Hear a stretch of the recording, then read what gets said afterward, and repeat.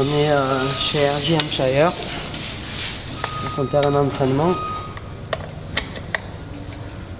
Là, il a investi dans une piste, dans un bobcat, il a acheté tout ce qu'il faut, tracteur, système d'arrosage. Parce qu'ici les pilotes, c'est très important d'avoir leur propre terrain d'entraînement pour ne pas être embêté par tous les autres pilotes qui n'ont pas de niveau forcément. Donc voilà, il nous a gracieusement invités. Bon, bien sûr tout se paye ici, donc voilà, on a notre contribution. Et il y a tout ce qu'il faut, tu peux voir, il y a ces outils déjà pour faire la mécanique. Ça c'est son mécano de course qui prépare la moto de course pour ce week-end pour Tampa. Et sa moto d'entraînement, la de 2000 à 4,5. Ses outils pour faire la musculation, son vélo, la cardio, tout ça. Voilà. Et il nous a laissé ce petit coin pour qu'on puisse préparer les motos comme il faut, qu'on ait de la place. Cédric et Yanis sont en route, ils arrivent. On habite à peu près à 1 heure d'ici. Donc nous on est parti à VJC un peu plus tôt pour que tout soit prêt quand ils arrivent, quoi. J'ai préparé la veille, là on revérifie un peu tout. Au niveau d'huile, l'eau. J'ai refait les rayons, la chaîne, l'essence aussi.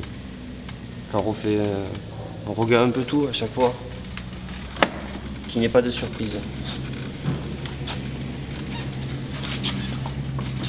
On est bien, hein. On est mieux que sous la neige dans le sud. En fait hier tu vois on faisait tout à l'envers, il y avait un gros enchaînement là-bas. Il n'y a que le dragon back, les hoops à monter qu'on ne pouvait pas les faire en descente parce qu'elles ne sont pas faites pour ça, on passait sur le côté. Et en fait tous les triples et le saut d'arrivée on prenait l'appel en piton, en fait ça coupait un peu le rythme.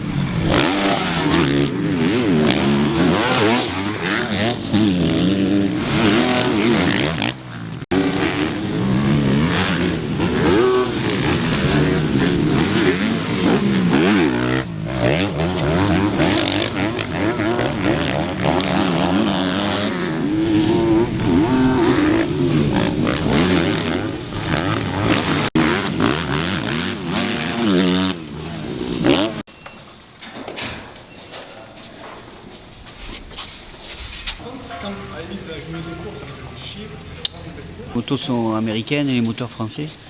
On a mis nos moteurs et nos suspensions dessus. C'est les moteurs et les suspensions avec lesquels ils ont fait le championnat. Légèrement modifiés pour à la sauce US parce que les circuits sont un peu plus grands. Donc deux petites actualisations qu'ils ont validées avant de partir. Là, maintenant, il ne reste plus qu'à mettre en application ce qu'ils ont fait en Europe et puis essayer de se placer dans la grille US, quoi. Ce qui est toujours un point d'interrogation quand tu arrives d'un championnat de France ou d'un championnat anglais, quoi. Ici c'est le must, il y a des pilotes qui vont super vite, donc il faut le prendre calmement sur 5 courses, essayer de se situer et de progresser à chaque fois, quoi. Ça va être un petit challenge pour eux. Donc le rythme qu'ils ont forcément en France quand ils se battent avec Ramet ou Do, ça ne va pas être le même. Donc quand tu montes d'une demi-seconde ou d'une seconde au tour, souvent le problème qu'il va y avoir, c'est qu'ils vont se mettre en apnée et qu'ils vont perdre du temps au tour au fil de la course, quoi. Donc c'est ça à travailler sur 5 courses, ils vont certainement arriver à trouver la solution. Ce qui est intéressant, c'est faire un débriefing en fin d'épopée US pour pouvoir bien savoir ce qu'il faut travailler pour progresser, quoi. La solution sera pour eux dans le débriefing après 5 courses, quoi. Il y a forcément des modifications d'entraînement physique et technique à faire. 5 épreuves ici, ça va leur donner la mesure de ce qu'il faut réaliser dans l'avenir pour pouvoir être plus proche des pilotes américains de devant. Ça, c'est évident.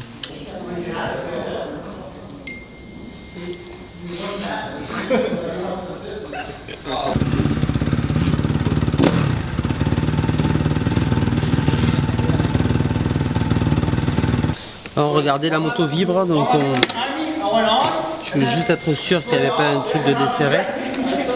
Du coup j'ai enlevé le réservoir et visiblement ça vient pas de là, ça vient peut-être de l'embrayage. Il va rerouler et puis on va voir avec Didier qu'est-ce qu'on fait. Peut-être que ce soir on démontera l'embrayage à la maison parce qu'on ne va pas le faire là.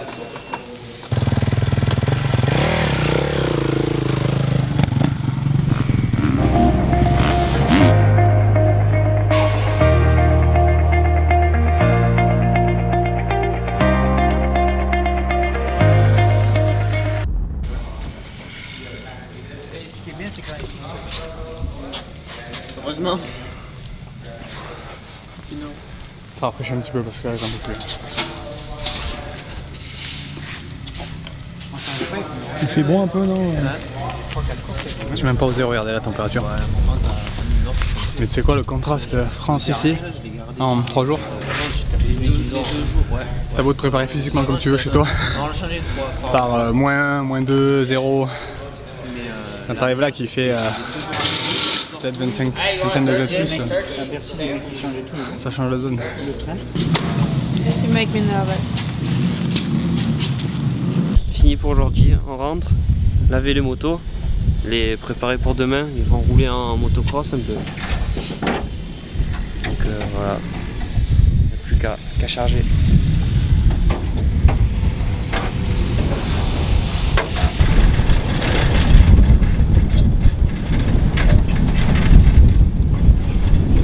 Ouais, petite pause déjeuner.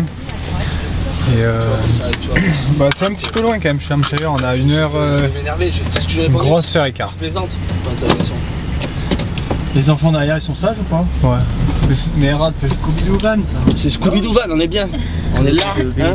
On est là, hein. Soso, elle veut pas parler par contre, je crois. Ouais. On est là, hein. On est là. On est là. Hein.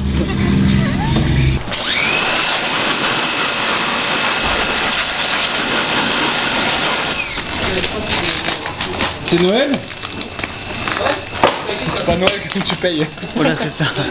Noël, c'est cadeau.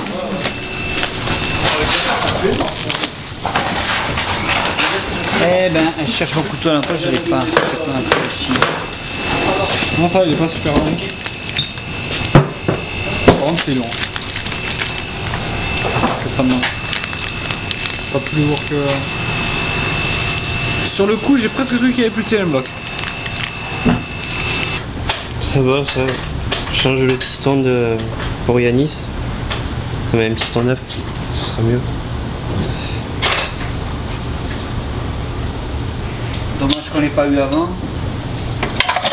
Le fourreau, Didier. On a les pièces au compte-gouttes.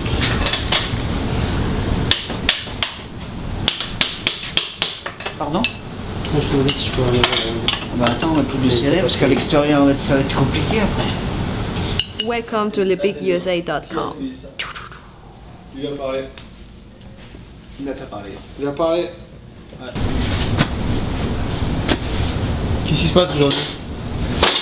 Bah écoute, préparation, un peu de tout. Donc t'as Loïc et JC qui font la mécanique, qui préparent un petit peu, parce qu'il y a quand même du boulot pour rendre les motos correctes, pour les faire bicher. Et nous, de notre côté, on va aller faire un petit décrassage, on va essayer de trouver un centre de cryothérapie, ou alors on mettra des glaçons, on verra ça plus tard. Mais non, donc chacun va s'occuper un petit peu de sa récupération à lui, de sa mise au point, et puis pour que vendredi demain on ne parte pas trop tard, comme ça, une fois arrivé à Tampa, on fait tout l'administratif, parce que la première course, ça prend toujours un petit peu plus de temps quand tu n'as pas pris tes marques, t'as pas encore tes passes, etc. Surtout que Tampa je connais pas, autant Daytona et certaines je les ai déjà faites, là je connais pas du tout. Voilà. Mais ça, les gens, ils s'en rendent pas trop compte. Ils n'ont pas une analyse avec le recul. Mais quand tu as vécu tout ça, et ils recommencent. Roncada qui aurait très bien roulé en champion du monde, s'il était resté en Europe, il aurait pu avoir un titre de champion du monde, Roncada, David aussi. Mais tous les managers en Europe, ils ont vite compris que s'ils les laissaient faire du supercross, le rêve de ces enfants, c'était de partir aux États-Unis. Ils perdaient leur fonds de commerce, les mecs. Les Gebos, les Rinaldi, ils perdaient leur fonds de commerce. Donc ils se sont dit, vous faites plus de supercross. Et il gardaient un Chiarulli. Regarde Chiarulli, si tu regardes bien, tu lui faisais un peu de supercross, il n'était pas enferré avec les Italiens, là, avec Rinaldi, pas avec Rinaldi, avec son manager qui était très italien. Il savait que lui, s'il lui faisait faire du supercross, il partait aux États-Unis aussi. Donc ils ont réglé le problème comme ça, supercross interdit. Ils voulaient garder leur fonds de commerce. C'est comme ça que ça s'est passé.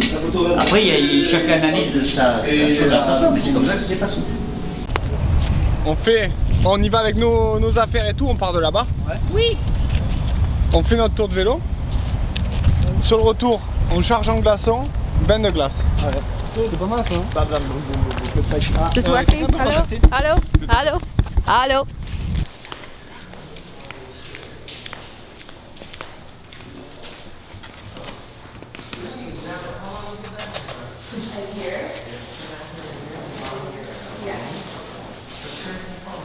Au plus tu te mettras proche comme ça, au plus ça va Ah, la main, tu peux la mettre là? Oui. Ah, ok, je croyais que c'était que là. Parce que tu peux t'allonger sur le tapis. Si tu te mets là, ça va beaucoup bouger. Alors que si tu te mets là, tu vois, tu peux t'allonger sur le tapis tout ce que tu veux. Oh là là. Normalement, ça compte. Et quand tu fais ça, normalement, ça compte avec tout. Ah, tu me l'avais pas dit au début dans les règles. Hein. Non, après on la rajoute.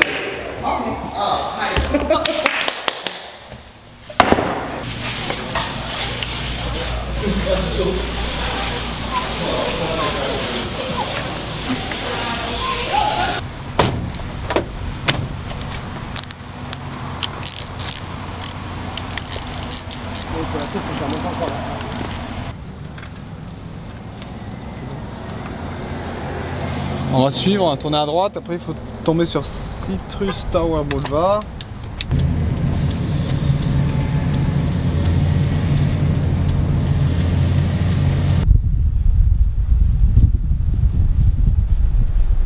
Non, pas d'old shot. J'ai été malin, je me suis mis dans les roues, j'ai attaqué à la fin. Ils ont rien compris. C'est vrai ça? Ouais, malheureusement. Il doit faire l'envers. On est arrivé sur une partie piétonne à 45 km/h, donc on savait plus où donner de la tête, mais ça va. Qu'est-ce qu'on fait maintenant? On rentre à la maison, eau glacée. Et voilà. Oh.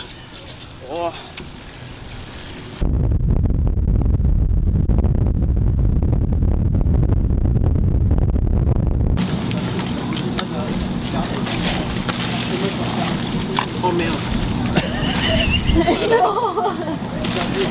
J'ai tombé le ciseau au fond. Il est profond ou quoi? Pas les couilles. Voilà. Il est trop profond. À la tête. C'est bon, je l'ai. Vas-y, balance. C'est une épreuve pour moi. Hein. Je sais pas toi, mais. Ouais. Ça changera pas beaucoup par rapport à ce qu'il y a là, mais. Balance tout, balance tout. Oh. Non? Bah vous craignez le froid ou? Ouais, non grave. Moi, la cryo, ça va encore. J'ai l'impression qu'elle est plus froide là, où les poissons ont stagné. Ou les glaçons ont stagné que. Pas choc. Allez, rentre dedans là, allez, ça va. Le triathlète. On dit à tête. Il ferait le frileux. Je suis fou.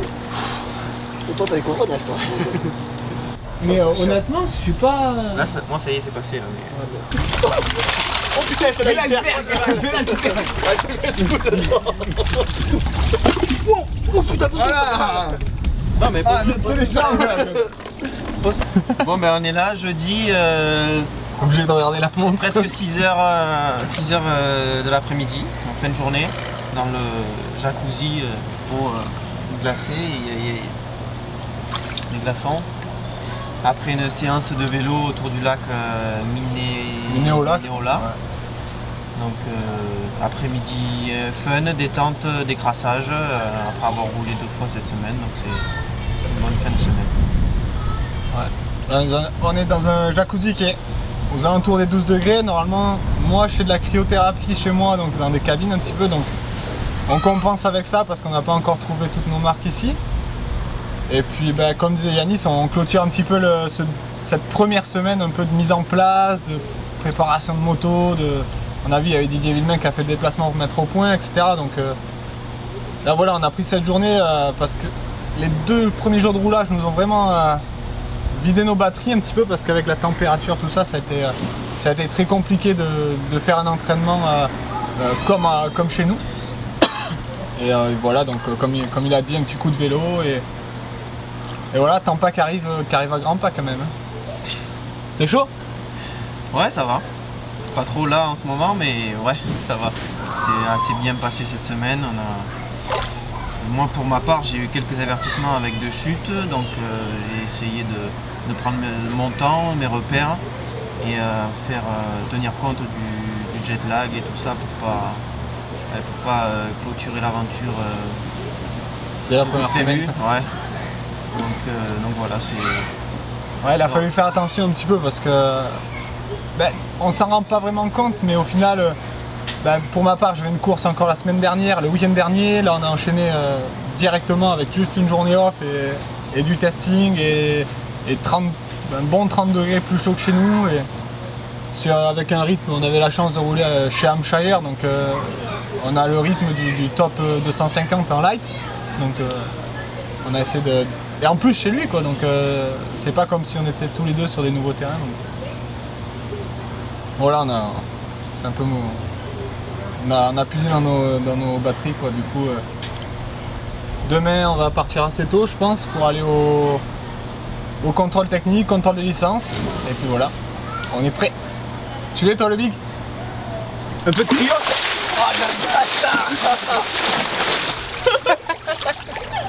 Oh la salope. Voilà, c'est la fin pour ce premier épisode. On se retrouve après Tampa pour l'épisode numéro 2. Ciao ciao.